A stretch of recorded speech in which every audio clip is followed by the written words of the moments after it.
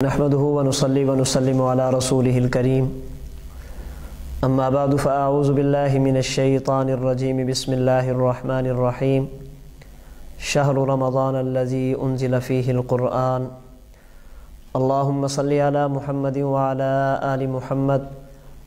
कमा सल्लैता अला इब्राहीम व अला आलि इब्राहीम इन्नका हमीदुम मजीद अल्लाहुम्मा बारिक अला मुहम्मदिन व अला आलि मुहम्मद कमा बारकता अला इब्राहीम व अला आलि इब्राहीम इन्नका हमीदुम मजीद। इस्लामी साल के 12 महीनों में से रमज़ानुल मुबारक को अल्लाह ताला ने बेशुमार अहमियतों और फ़जीलतों से नवाजा है। कुरान करीम के अंदर हदीस मुबारका में रमज़ानुल मुबारक की कई अहमियतें और फ़जीलतें बयान की गई हैं। कुरान करीम का दूसरा पारा सूरतुल बक़रा की आयत नंबर 185 में अल्लाह ताला ने इरशाद फरमाया, शहरु रमज़ानल्लज़ी उन्ज़िल फ़ीहिल क़ुरआन।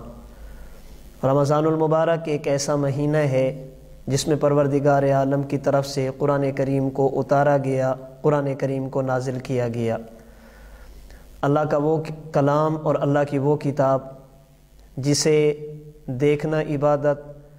जिसे पढ़ना इबादत, समझना इबादत, अमल करना इबादत,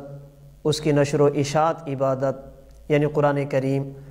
अल्लाह रब्बुल इज़्ज़त ने इस मुक़द्दस कलाम को, मुक़द्दस किताब को रमज़ानुल मुबारक के महीने में नाजिल फरमाया।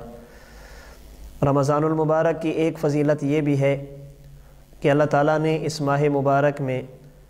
एक रात ऐसी रखी है कि उसमें इबादत, अल्लाह रब्बुल इज़्ज़त की इताअत का अजर व सवाब 1000 महीनों से भी ज़्यादा है, जिसका तज़किरा अल्लाह ताला ने कुरान करीम के 30वें पारा सूरतुल क़द्र के अंदर फरमाया है। रमज़ानुल मुबारक की फ़जीलत के बारे में जनाब रसूलुल्लाह सल्लल्लाहु अलैहि वसल्लम की भी मुतअद्दिद अहादीस मौजूद हैं, जिनसे रमज़ानुल मुबारक की अहमियत और फ़जीलत साबित होती है। चुनाचे सुनन तिरमिज़ी हदीस नंबर 682 हज़रत अबू हुरैरा रज़ियल्लाहु ताला अन्हु से रिवायत है, रहमत दो आलम सल्लल्लाहु अलैहि वसल्लम ने इरशाद फरमाया कि जब रमज़ानुल मुबारक का महीना शुरू होता है, रमज़ानुल मुबारक का चाँद नज़र आता है, परवरदिगार आलम की तरफ से जन्नत के तमाम दरवाज़ों को खोल दिया जाता है, जहन्नम के तमाम दरवाज़ों को बंद कर दिया जाता है। सरकश शयातीन जो इंसान को गुमराह करते हैं, इबादत के रास्ते में रुकावट बनते हैं, उन्हें क़ैद कर दिया जाता है, जिसकी वजह से इबादत करनी इंसान के लिए आसान हो जाती है। और फिर परवरदिगार आलम की तरफ से एक मुनादी आवाज़ लगाने वाला ये आवाज़ लगाता है, या बाग़ी अल खैर अक़बिल, ए भलाई के तलबगार आगे बढ़िए और भलाई को कीजिए। या बाग़ी अश्शर अक्सर, ए बुराई की तरफ जाने वाले इस माह मुबारक में अपने आप को बुराई से रोकिए। और आखिरी जुमला रहमत दो आलम सल्लल्लाहु अलैहि वसल्लम ने फरमाया कि अल्लाह पाक इस माह मुबारक में बहुत सारे लोगों को जहन्नम से आज़ाद फरमाते हैं।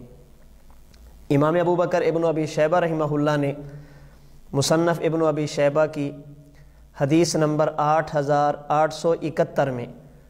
हज़रत अनस बिन मालिक रज़ियल्लाहु ताला अन्हु के हवाले से इसी से मिलती जुलती हदीस मुबारक नकल की, जिसमें रमज़ानुल मुबारक के महीने में जन्नत के दरवाज़ों का खुलना, जहन्नम के दरवाज़ों का बंद होना, सरकश शयातीन का क़ैद होना मज़कूर है। उसके आखिर में हुज़ूर अलैहिस्सलातु वस्सलाम का ये मुबारक फरमान भी मौजूद है, फरमाया बोदन लिमन अदरक रमज़ाना फ़लम युग़फ़र लहू। वो शख्स अपनी किस्मत पे अफसोस करे जिसने रमज़ानुल मुबारक का महीना तो पाया, लेकिन इस माह मुबारक में अपनी मग़फ़िरत और अपनी बख्शिश नहीं करा सका। इज़ा लम युग़फ़र लहू फ़ीहि फ़मता। हुज़ूर ने फरमाया कि जिस बंदे की रमज़ानुल मुबारक के महीने में भी बख्शिश न हो, तो फिर नहीं मालूम कि उसकी बख्शिश के लिए और कौन से औक़ात होंगे। यानी ऐसा महीना जब जन्नत के दरवाज़े खोल दिए गए, यानी इबादत के असबाब मुहैया हो गए, जहन्नम के दरवाज़ों को बंद कर दिया गया, गुनाह के मौक़े कम हो गए, شیاطین کو قید کر دیا گیا، انسان کے لیے گناہ سے بچنا آسان ہو گیا، اللہ کی طرف سے مسلسل رحمت کی آوازیں دی جا رہی ہیں۔ کوئی بندہ اس ماہ مبارک میں ان حالات میں بھی اپنی بخشش نہ کرا سکے تو فرمایا فمتا، پھر نہیں معلوم کہ وہ اپنی بخشش کب کرے گا۔ مسلم شریف حدیث نمبر 233 میں حضرت ابو ہریرہ رضی اللہ تعالی عنہ سے مروی ہے، رحمت دو عالم صلی اللہ علیہ وسلم نے رمضان المبارک کے فضائل بیان کرتے ہوئے یہ بات ارشاد فرمائی کہ رمضان الی رمضان مکفرات ما بینہن اذا اجتنب الکبائر۔ ایک آدمی رمضان المبارک میں عبادت کا اہتمام کرے تو فرمایا کہ ایک رمضان سے لے کر دوسرے رمضان تک، یہ جو درمیان میں پورا سال ہوتا ہے، اللہ رب العزت اس رمضان المبارک کی عبادات کی برکت سے اس مومن کے صغیرہ گناہوں کو معاف فرما دیتے ہیں، اذا اجتنب الکبائر، بشرطے کہ وہ کبائر سے بچتا رہے۔ یعنی جو بندہ اپنے آپ کو بڑے بڑے گناہوں سے، گناہ کبیرہ سے بچاتا ہے، رمضان المبارک کو اللہ تعالیٰ نے یہ فضیلت عطا فرمائی ہے کہ مکمل سال کے انسان کے گناہ وہ رمضان المبارک کی برکت سے ختم ہو جاتے ہیں۔ حضرت امام ابو بکر بیہقی رحمہ اللہ نے شعب الایمان حدیث نمبر 3634 حضرت ابو مسعود غفاری رضی اللہ تعالی عنہ سے نقل کی، رحمت دو عالم صلی اللہ علیہ وسلم نے رمضان المبارک کی فضیلت اور اہمیت کو بیان کرنے کے لیے فرمایا لو یعلم العباد ما رمضان، فرمایا کہ اگر میری امت کو یہ پتہ چل جائے کہ رمضان کیا ہے، اگر اس کی فضیلت کا احساس ہو جائے، اہمیت کا احساس ہو جائے، اس ماہ مبارک میں اللہ کی طرف سے آنے والی رحمتوں کا احساس ہو جائے، برکتوں کا احساس ہو جائے، لتمنت امتی ان یکون سنۃ کلھا، فرمایا کہ میری امت اس بات کی تمنا کرے گی کہ اے کاش پورا سال رمضان المبارک رہے۔ یعنی اگر ان لوگوں کو یہ پتہ چل جائے کہ رمضان میں اللہ کی طرف سے رحمتیں کتنی اترتی ہیں تو یہ لوگ اس بات کی تمنا کریں گے، ان کی قلبی خواہش ہوگی کہ اللہ پاک مکمل سال رمضان بنا دیں تاکہ ہم زیادہ سے زیادہ اللہ تعالیٰ کی رحمتوں اور برکتوں کو سمیٹ سکیں۔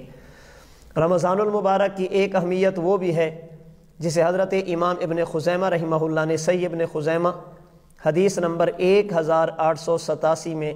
حضرت سلمان رضی اللہ تعالی عنہ کے واسطے سے نقل کیا، رحمت دو عالم صلی اللہ علیہ وسلم نے ارشاد فرمایا کہ رمضان المبارک میں ایک نفل کا اجر اور ثواب فرض کے برابر ہو جاتا ہے،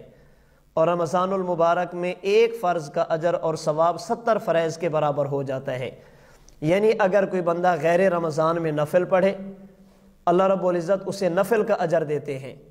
غیر رمضان میں فرض پڑھے، اللہ اسے فرض کا اجر دیتے ہیں، لیکن جب رمضان کا مہینہ آتا ہے اللہ پاک نفل پر اجر نفل کا نہیں دیتے، اللہ اجر ثواب فرض کا عطا فرماتے ہیں۔ اور اگر کوئی بندہ ایک فرض کی ادائیگی کرتا ہے تو پروردگار عالم اس بندے کو 70 فرائض کے برابر اجر اور ثواب عطا فرماتے ہیں۔